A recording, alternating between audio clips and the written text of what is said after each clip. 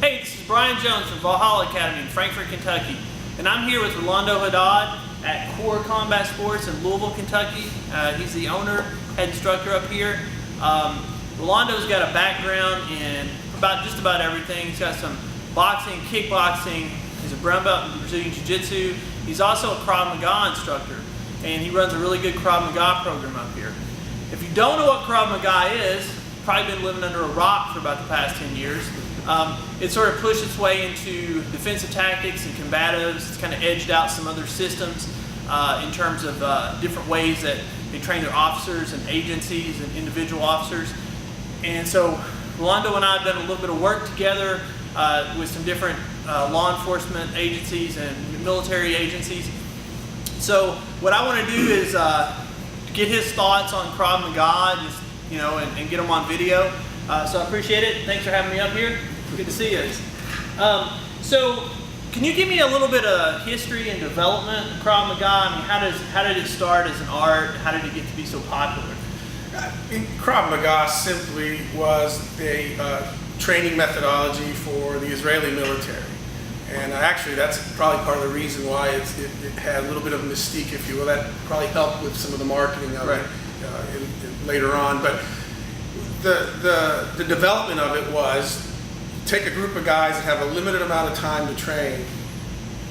What do you show them to make them as proficient as possible, addressing all the variables, which are so many, that can occur in a combat situation, in a real life street confrontation or attack. That's it. So really, Krav Maga, it has some techniques, and we'll talk about all that, but it's really simplifying and taking what works and using that. And that's kind of a key concept of just taking what works. As long as you adhere to certain principles, those things are okay. So it's kind of an eclectic system. It kind of pulls from different things. It pulled from wrestling and boxing originally, is what it did. And it's designed to impart a certain amount of knowledge in a specific amount of time. Yes, limited amount of time to as many people as possible. So if you think of the Israeli military, they had women, they had men in their 50s in the military. They're going to be training, and you have to give them a defensive tactics system that's going to work for the majority of people, not just for the big, strong, athletic guy, but also for maybe a female or an older person. Well, okay. So I've noticed that since Krav Maga has gotten popular, there's several different organizations out there. It seems to be like kind of splintered. There's this organization and that organization. Can you speak to any differences between the organizations? I mean, Krav Maga seems like this big monolithic system, but it appears to be fragmented in terms of its leadership. Yeah, I can only really speak to Krav Worldwide and then the Fit to Fight guys, which I'm actually affiliated. I'm on their advisory board, the Fit to Fight. We can talk about that later, but they're, I think, the best. They have the best understanding of what it means to teach defensive tactics. Okay, Krav Worldwide does a fantastic job, especially with their law enforcement. They do a really good job with that. Their training, the methodology. They are very good at teaching someone how to teach. They do that very, very well. And they were very good at marketing the product to the public. They were based in Los Angeles. They trained a lot of movie stars. They did a lot of work for all kinds of movies like Troy and Batman, and I can name a ton more where they were involved. The stars actually went to the center to get training for the movie. And then actually one of my instructors, who married an actress, and he specifically works with Hollywood. He does stunts, and he also teaches them to look the part. So that's a big thing. Good deal. So what do you see as some of the strengths, just a few strengths of Krav Maga? I know you've already touched on these, but if you had to kind of summarize and say 3 of the major strengths and 3 of the major weaknesses of the system. Strengths. I would say that they do a very good job of teaching the average person, and a lot of people that maybe have not really done contact sports or don't have a fighting background or a competitive grappling background. They teach them how to start developing an aggressive mindset. and awareness and a don't quit type of attitude. So a lot of the training that the Krav is specifically done, and when you go through your certification stuff, and that's what they're teaching you, is how to set up those stress drills and how to get people to start developing that aggressive mindset. So when a violent confrontation occurs, they're not, like a deer in headlights. I mean, they actually will at least respond aggressively. Okay, so what about the weaknesses? Weaknesses are many. I mean, some of the weaknesses is that it tends to rely too much on. Let me back up a little bit. Krav Maga, the way I see it, is broken into really two things. You've got your self-defense, which I don't really like, and I'll explain why, and your combatives. Your combatives are fine. So the self-defense part is, you're kind of behind the eight ball. Someone's put you in a choke, or someone's got you on the ground, mounted you. And so they give you a specific technique to reverse that position or that situation. Nothing wrong with that. It's fine. Even in jiu-jitsu, for example, in Krav Maga, on the ground, mounted, trap and roll or elbow escape. I mean, it's shrimping. It's the same thing. The difference is there's not enough understanding of how you got there. How did you get there? Did just somebody fall out of the sky and put you in a mounted position? There's no context, you're saying? There's not enough context. So the techniques that are shown are really good, but if you don't have an understanding of the context and the sensitivity that you need to develop, and the only way you get that is through like a lot of live training. So you have to develop a sensitivity in the clinch, sensitivity on the ground, sensitivity boxing, throwing punches. What does it feel like to have someone throw punches at you? So a lot of people will say, oh, well, you don't need to spar like that lightly to learn self-defense because that's not how it goes down the street. That's just such a crock. It's a crock of shit, because you do need to know how to not overreact when someone is throwing punches, how to counter properly without freaking out. What happens to most people, as you know, that have never had a punch thrown at them, what do? I mean, they overreact. I mean, instead of like making a little slip over here, and they jump 20 feet. And put themselves completely out of any position to be able to counter effectively. They don't have any awareness of balance, of footwork, of angles, and all of that, guess what? Sorry, it's important. Yeah, with the stress drills, just imagine, it's amazing just working with Rolando up here, how much just yelling at somebody will put them back on their heels. Exactly. If you're not used to having somebody in your face screaming at you, it's going to really mess up your game. Yeah, and another one where we've done a lot of, we did it with our guys with 2-on-1 and 3-on-1 type of scenarios, and we do that really to show them how, can I curse here? You can curse, you can say whatever how fucked up it is to dealing with 2 or 3 people. I don't care how good you are, you just get bogged down with 2 guys and it's hard to move. And what are you gonna do? So that is real interesting to set those things up to show people that the realities of certain things.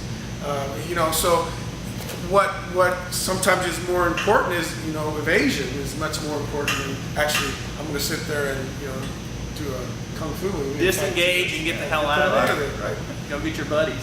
Yeah. So I know a lot of police departments. You talked a little bit about that. I know the Army uses a jiu-jitsu based combatives program, but a lot of police departments and some military units have kind of gone into training a lot of Krav Maga, and they pushed out some other systems, maybe like some older systems like PPCT, things like that.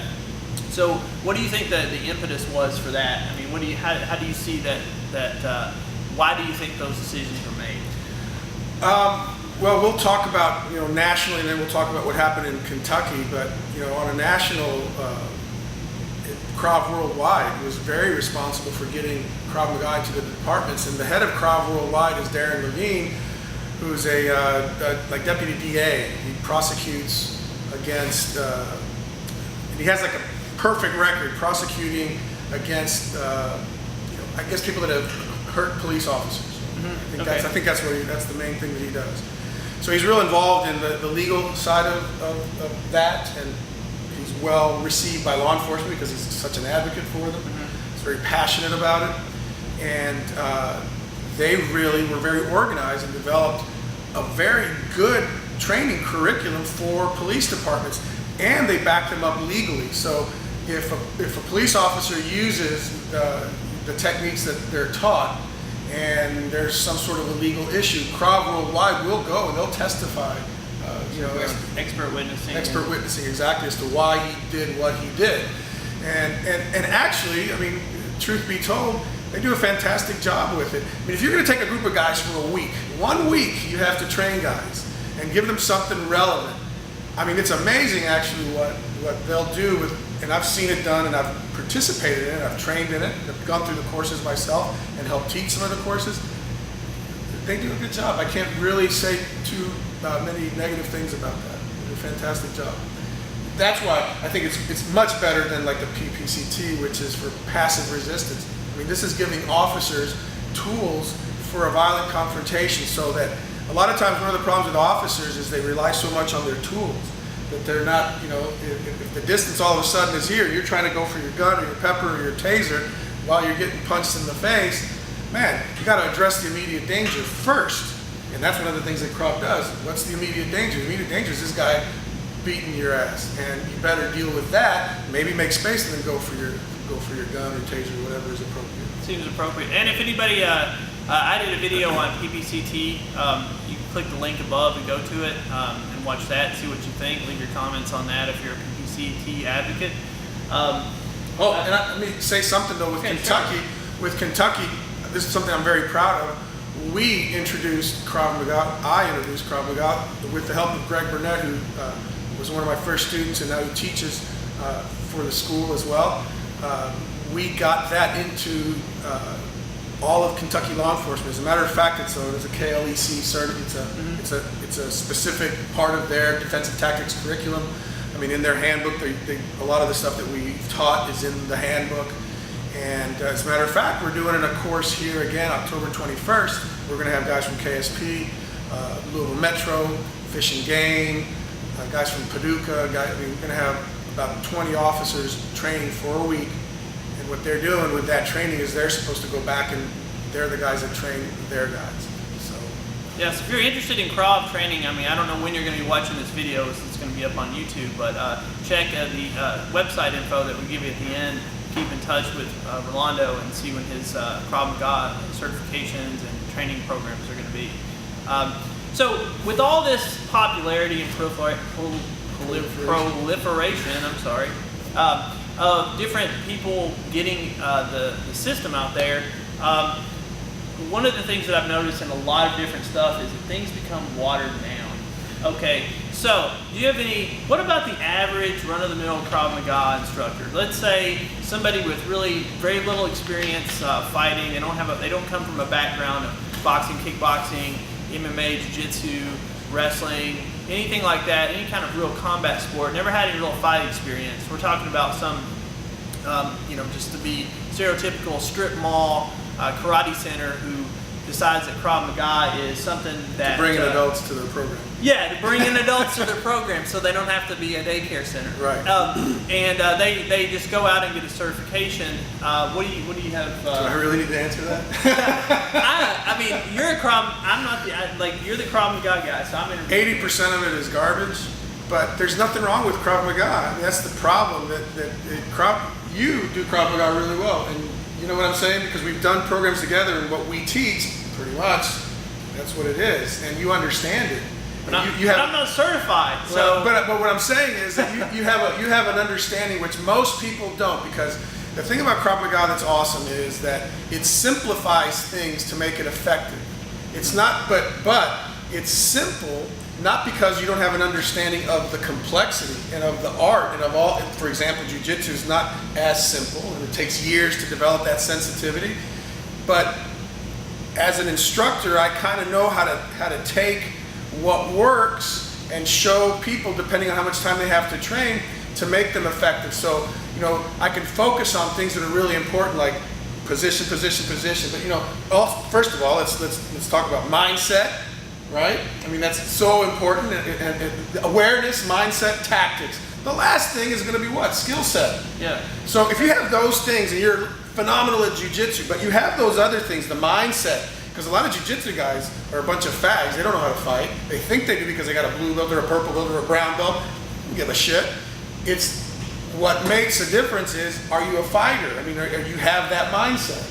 And if you have that mindset, are you smart enough to understand to use proper tactics? And that if someone's on the street, if I can hit them with a brick or shoot them with my gun, if it's a lethal, I'd rather do that than try to choke them out or punch them in the face, right? Right. So I know I'm going on a tirade here, but that's okay. But that's what Krav Maga is. It's not because, it sucks because you're not punching right, or you're not, we have to deal with so many variables on the street. Do I really need to have a guy be a phenomenal boxer? The perfect analogy is this: when you are a boxer, you have to be really, really good at boxing, because those are the only tools you have at your disposal. If you're a kickboxer, you have to be really, really good at more things now, kicking and elbows and knees, but your boxing probably isn't as good. So top-level kickboxers will get their ass whipped by top-level boxers if they're boxing. Right. If they're boxing, right? Now, but when you add other variables to it, now all of a sudden, you don't need to be as good in boxing, because you can use other things. Now add clinching, add grappling. Hell, then we start adding weapons, add multiple. The list goes on and on and on, and those are the things that can kill you. Those are the things that get you in trouble. Those are the things that if you can have an overinflated sense of self, like I'm such a badass, and then some guy without any training but just is ornery and is used to growing up in that type of violence, he'll figure out a way to hurt you. So check the pedigree of the person that you're about to take Krav Maga from. Yeah. Make sure they have a background and they didn't just get certified by some fly-by-night organization. Because I know there's ones that pop up and people that don't. Yeah, and how much time do we have here? Hey, you talk as long as you want. But the thing about that, all these certification programs, are good and they're bad. At least the ones that have a certification program, at least they're trying to keep things, homogenous and try to impart, a certain skill set to people. The good comparison would be like the CrossFit stuff. So you can go do a CrossFit certification course. Does that make you a coach? You went to that's not enough to be a good coach. It's the same thing with Krav. You can't just go to a certification course and now all of a sudden I'm a defensive tactics instructor. You have to have a deeper knowledge. Hopefully you've been in those situations yourself, either through competition, or experience, whatever. And so you can understand, if I'm looking at what someone's doing, how can I show them how to be more effective at that? And it's the same thing with teaching someone to do a squat. If you don't understand ankle mobility, hip mobility, and what's this? Mobility. Yeah, thoracic mobility. How are you going to coach a person how to do that squat properly? How are you going to fix those things that are out of whack? I see this, and I don't know if you've seen this too, like Army Combatives, great program. Yeah. They're talking about cutting some of that stuff, but if you're level 1 Army Combative certified, which is jiu-jitsu based, you are not a purple belt. So if you go to a school with that in mind, be aware that you're going to come and get a rude awakening when you get on the mat with some of these guys. Absolutely. 1 week of 40-hour days doesn't make up for like 6 years of training. But again, the thing is, I don't want to. Like I said, I can't. There's a lot of Mickey Mouse organizations. I know Krav Worldwide. They try their best but they're also trying to make a buck. That's the thing. And so they really went wrong when what they did is they marketed to the Taekwondo schools, because they knew that that's a great marketing ploy. These are all these schools that have invested. That's what they do for a living, and they have no adults in their programs. So now here if they take the certification course and teach this Krav Maga, now they're going to get all these adults coming in, so they can double their member base. And that's not really doing it the way. That's not a genuine way of doing it, but it is a way of getting your product out there. All right, so we've talked a lot about different things here. Is there any concluding comments about Krav that you want to sort of wrap up with in general? Other than it's like training with anything. If you're going to train in jiu-jitsu or boxing, anything, you should research a little bit who you're training under and what. Dig a little deep. Figure out what you're getting, because there's a lot of garbage out there, and there's a lot of garbage out there with there's a lot of backyard jiu-jitsu that's crap, and a lot of people that say they're going to teach you how to kickbox and they don't know what they're doing, or boxing or whatnot. So I mean, I take a little bit of pride, and I think that the programs that we have and the level of instruction that we have here at Core is world class. I mean, literally. I mean, Helio Seneca teaching the jiu-jitsu. We've got Abdul Jarvis running my boxing program. I mean, I'm very proud of the product that I put out with the Krav Maga, or whatever you want to call it, because it sort of has become my own thing. But it is, you know, it's based on the Krav Maga, right? Mm-hmm. But what my interpretation is of Krav Maga versus what some watered-down commercial interpretation of Krav Maga is. Yeah, definitely. If you're in the Louisville area, anywhere nearby, come check out Core Combat Sports. They got jiu-jitsu, they got kickboxing, they got Krav Maga. Obviously, we've been talking about that. Rolando's a great instructor. He's got a great instructor cadre, world-class jiu-jitsu instruction. So definitely check them out, and the contact information will follow. Well, Rolando, I really appreciate you having me up here. And this is Brian Jones from Valhalla Academy in Frankfort, Kentucky. And train hard, train smart, train often. See you next time.